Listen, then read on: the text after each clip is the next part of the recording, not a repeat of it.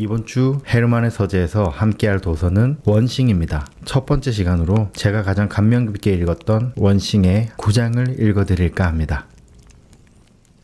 크게 버리는 일은 위험하다. 우리가 목표 달성을 힘겨워하는 이유는 장애물 때문이 아니라 덜 중요한 목표 쪽으로 훤히 뚫린 다른 길 때문이다. 동화 빨간 망토에 등장하는 커다란 나쁜 늑대, 미국 컨트리 음악 속에 나오는 크고 나쁜 존, 소설과 영화 속의 빅 브라더, 옛날 이야기부터 포크송에 이르기까지 큰 것이 나쁘거나 위험하다는 생각은 아주 오래전부터 존재해왔다. 하지만 이것은 사실이 아니다. 큰 것이 위험할 수 있고 위험한 것이 클 수도 있지만 그 둘은 동일한 단어가 아닐 뿐더러 연관되어 있는 단어도 아니다. 큰 것이 위험하다는 말은 거짓이다. 어쩌면 세상에서 가장 심한 거짓말일지도 모른다. 큰 성공을 두려워하면 성공을 피하거나 그것을 이루기 위한 노력을 중단할 수 있기 때문이다. 누가 큰 것을 두려워하는가? 크다는 말과 성과라는 말은 한 문장 속에 넣어 말하면 많은 이들이 반발하거나 도망치려 할 것이다. 크다와 성과를 함께 이야기하면 듣는 사람이 가장 먼저 떠올리는 것은 힘들다,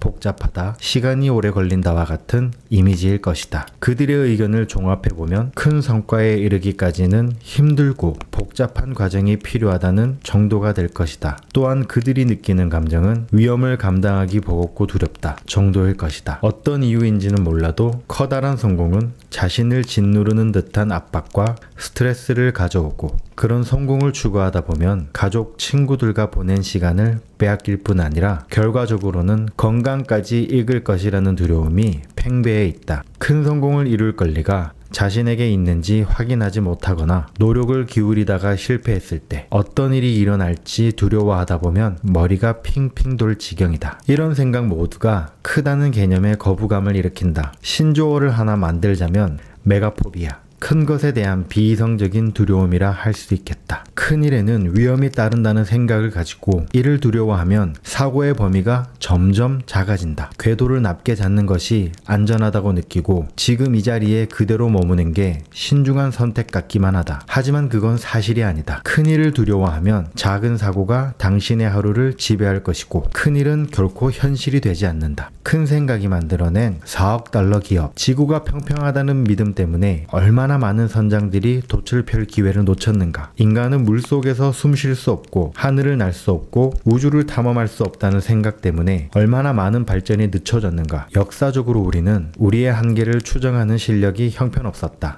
하지만 좋은 소식이 있다. 과학은 추측하는 것이 아니라 진보하는 기술이라는 점이다. 당신의 삶도 마찬가지다. 자신의 한계를 아는 사람은 없다. 지도에서는 경계와 한계가 뚜렷할지 몰라도 우리 삶의 경계와 한계는 명확하지 않다. 그런데 왜 자꾸 한계를 지으려 하는가? 예전에 크게 생각하는 것이 정말 현실적이라고 생각하느냐는 질문을 받은 적이 있다. 나는 잠시 생각에 잠겼다가 이렇게 말했다. 먼저 한 가지 묻겠습니다. 당신은 당신의 한계가 어디까지인지 알고 있나요? 아니요.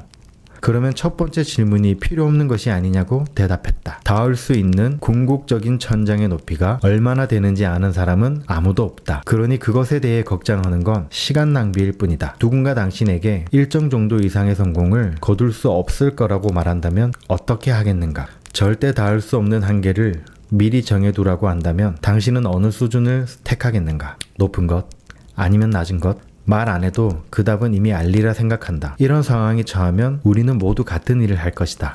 크게 생각하는 것이다. 왜일까? 자신에게 미리 한계를 정해두고 싶어 하지 않기 때문이다. 크게 생각하는 것은 곧 자신이 어떤 사람이 될 수 있는지 생각하는 것이다. 이 개념을 받아들이면 큰 것을 다르게 바라볼 수 있게 된다. 그런 의미에서 큰 것이란 가능성의 도약이라는 말로도 바꿔 이야기할 수 있다. 새로 입사한 인턴 사원이 이사회에 앉은 자신을 상상하는 것이나 낯선 땅에 방금 도착한 무일푼의 이민자가 성공적인 기업가가 된 자신의 모습을 상상하는 것도 모두 이에 해당한다. 또한 그것은 스스로 익숙하고 편안함을 느끼는 범위를 벗어나게 만드는 대담한 상상인 동시에 당신이 가장 큰 기회를 비춰주는 거울과 같다. 큰 성과를 가능하다고 믿으면 기존과는 다른 질문을 던지게 되고 다른 길을 따르게 되며 새로운 것들을 시도할 수 수 있게 된다. 그리고 그것들은 다시 지금까지 당신의 머릿속에만 있었던 다양한 가능성들의 문을 열어준다. 사비어 바티아는 전 재산 $250를 손에 쥔 채 미국에 왔지만 그는 혼자가 아니었다. 그에게는 역사상 그 어떤 기업보다도 빠르게 성장하는 회사를 세우겠다는 큰 계획과 믿음이 있었다. 그리고 마침내 그는 해냈다. 한메일을 세운 것이다. 혜성처럼 등장한 한메일을 지켜보던 마이크로소프트는 $4억 돈을 주고 그 회사를 매입했다. 그의 멘토인 파르크 아르자니의 말에 따르면 바티아의 성공은 크게 생각하는 그의 능력과 직접적으로 연관되어 있었다. 내가 만났던 수백 명의 다른 기업가들과 차이점이 있다면 사비어는 어마어마하게 큰 꿈을 꾸었다는 겁니다. 실제로 제품을 만들어내기 전에도 사업을 뒷받침할 자본을 얻기 전에도 그는 수억 달러 상당의 큰 기업을 세우겠다는 확신에 차 있었죠. 그는 실리콘밸리에서 발에 차일 정도로 많은 그저 그런 흔한 기업을 세우지 않을 거라는 굳은 믿음을 가지고 있었습니다. 시간이 흐르면서 난 깨닫게 되었죠. 그가 정말로 해낼 것 같다고. 현재 한메일은 3억 6천만 명 이상의 사용자를 거느린 세계에서 가장 성공적인 웹메일 서비스 중 하나로 자리매김하고 있다. 성공은 생각의 크기에 비례한다. 크게 생각하는 것은 탁월한 성과를 올리는데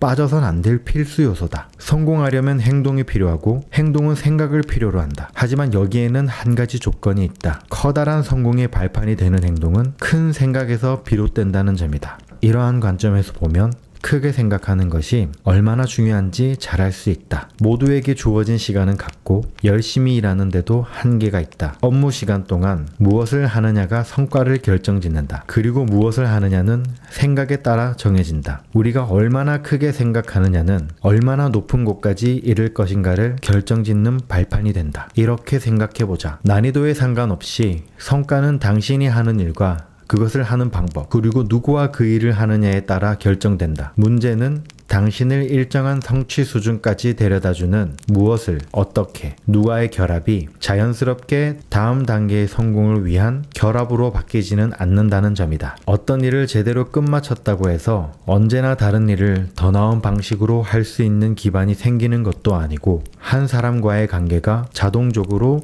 다른 사람과의 더 성공적인 관계의 기회를 마련해 주는 것도 아니다.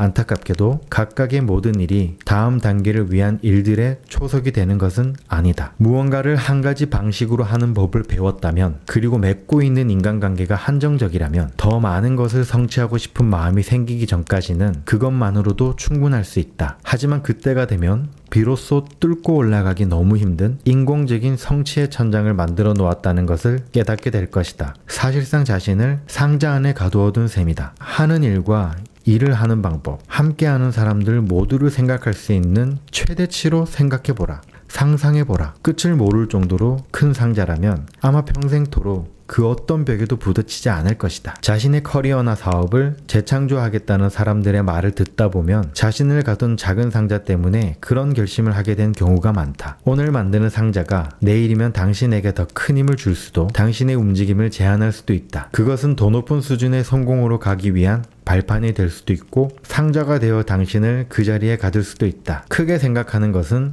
오늘도 그리고 내일도 남다른 성과를 낼 수 있는 최고의 기회를 제공한다. 아서 기네스가 첫 번째 맥주 양주장을 세웠을 때 그는 호기롭게 9,000년짜리 공장 임대 계약을 맺었다. 조앤 롤링이 해리포터를 처음 구상했을 때에는 총 7권 중 첫 번째 책의 첫 장을 쓰기도 전에 호그와트에서의 7년을 꿈꾸었다. 샘 월트는 첫 번째 월마트를 열기 전에 이미 이 사업을 너무나도 크게 구상한 나머지 상속세를 줄이기 위해 미래의 부동산 계획까지 미리 세워야겠다고 생각했다. 그는 크게 되기도 전에 크게 생각함으로써 가족들이 부동산세로 내야 할 돈을 130억 달러나 줄여놓았다. 세계에서 가장 큰 기업의 부를 최소한의 세금으로 후손에게 물려주려면 처음부터 크게 생각해야 할 필요가 있는 법이다. 크게 생각하는 것이 사업에만 국한되는 것은 아니다. 캔디스 라이트너는 딸이 음주운전 뺑소니 사고로 목숨을 잃은 뒤 1980년에 음주운전에 맞서는 어머니들이라는 단체를 설립했다. 오늘날 MADD는 30만 명이 넘는 사람들의 목숨을 구했다. 캐나다의 라이언 레작은 선생님에게서 물 부족으로 고생하는 사람들의 이야기를 듣고 1998년에 6살의 나이로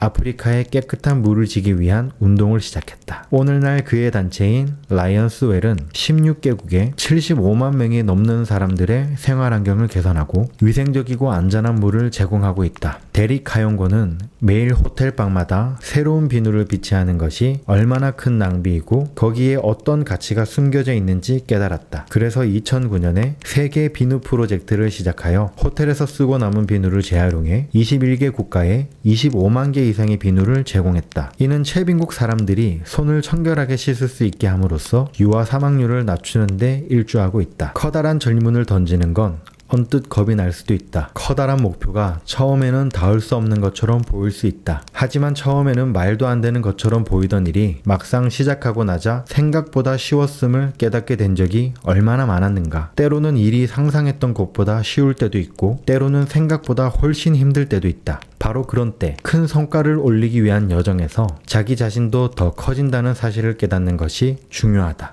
크게 되려면 성장이 필요하다. 그리고 그 목표에 도달할 때쯤이면 당신도 이미 성장해 있을 것이다. 멀리에서는 오를 수 없는 높은 산처럼 보이던 것도 거기에 도달했을 땐 그저 작은 언덕처럼 보일 것이다. 적어도 당신의 커진 키에 상대적으로 비교하면 말이다. 당신의 생각, 기술, 인간관계, 무엇이 가능하고 그것이 성취하려면 무엇이 필요한지에 대한 생각, 이 모두가 커지기 위한 여정에서 다 같이 자라난다. 큰 것을 경험할수록 당신도 커진다. 성장의 사고방식이 가져온 세상의 혁명. 스탠포드 대학교의 심리학자 캐롤 드웩 교수는 40년 넘는 시간 동안 우리의 자아상이 우리의 행동에 어떤 영향을 미치는지 연구했다. 그녀의 연구는 크게 생각하는 것이 왜 그리 중요한지에 대한 위대한 통찰을 제공한다. 어린이들을 대상으로 한 드웩의 연구는 하나의 행동에 담긴 두 가지의 사고방식을 보여준다. 하나는 전반적으로 크게 생각하면서 성장을 추구하는 성장의 사고방식이고 다른 하나는 인공적인 한계를 가하고 실패를 피하려 하는 고정된 사고방식이다. 성장 위주의 사고방식을 갖춘 학생들은 고정된 사고방식의 학생들보다 더 나은 학습 전략을 쓰고 무력감을 덜 느끼며 더 궁극적인 노력을 기울이는 모습을 보였고 학습 성적도 더 좋았다. 또한 자기 삶의 한계를 정하지 않고 잠재력을 최대한 발휘할 가능성이 높았다. 드웩은 사고방식이 변할 수 있다고 주장한다. 다른 어떤 습관과 마찬가지로 올바른 사고방식이 자리 잡을 때까지 사고의 방향을 바꿀 수 있다는 말이다. 스캇 포스톨이라는 사람의 이야기를 들려주고자 한다. 그는 새로운 팀에 필요한 인재들을 뽑는 자리에서 지원자들에게 이 1급 기밀의 프로젝트를 맡으면 많은 실수를 저지르며 고생하겠지만 결과적으로 평생 기억에 남을 무언가를 하게 될 기회가 무궁무진할 것이라고 말했다. 그는 회사 전반에 있는 인재들에게 이 알쏭달쏭한 말을 전했고 이 도전에 즉각적으로 나선 사람들만 팀원으로 뽑았다. 나중에 그가 드웩의 책을 읽고 그녀에게 말한 것처럼 성장의 사고방식을 가진 사람들을 찾고 있었던 것이다. 이 이야기가 왜 중요할까? 스캇 포스톨의 이름은 들어본 적이 없다고 해도 그가 그렇게 소집한 팀이 내놓은 결과물을 모를 수는 없을 것이다. 포스톨은 애플의 수석 부사장이었고 그가 뽑은 팀원들이 만든 것은 바로 아이폰이었다.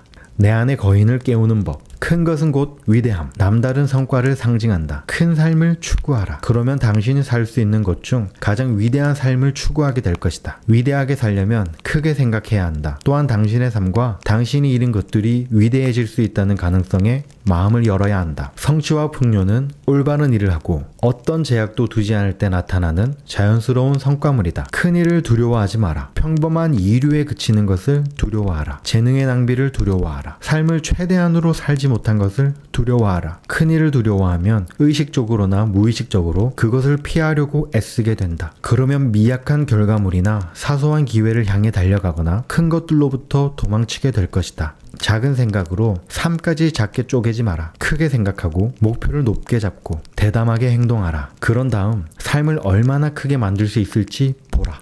용기가 두려움을 느끼지 않는 것이 아니라 두려움을 넘어서는 것이라면 크게 생각하는 것은 의구심을 느끼지 않는 것이 아니라 그것을 넘어서는 것이다. 크게 생각하고 크게 살아야만 자신의 삶과 일에서 진짜 잠재력을 경험할 수